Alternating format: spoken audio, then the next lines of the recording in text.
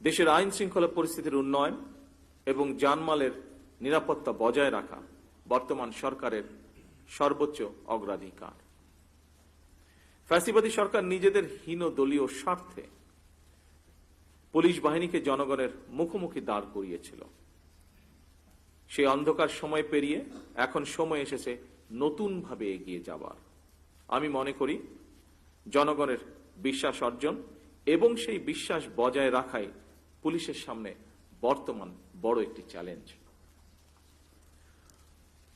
পুলিশের কাজ একটি, দুষ্টের দমন আর শিষ্টের লালন।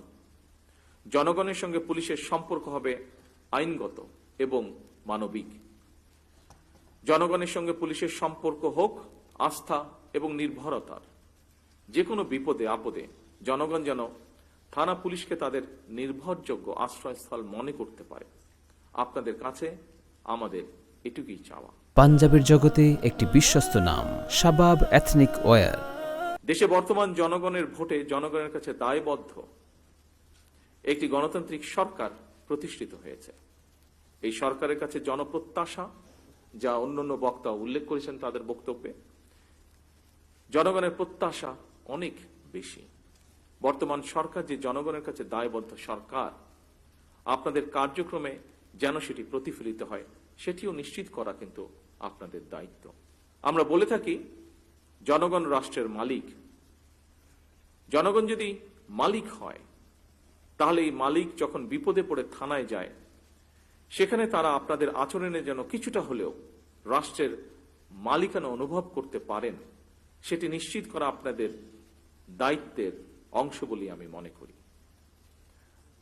আপনাদের আমাদের সকলের মনে রাখা দরকার, আইনি সহায়তা পেতে সাধারণ মানুষ প্রথমেই থানায় আসেন, পুলিশের সহায়তা চান। বিপদে না পড়লে মানুষ থানায় যায় না।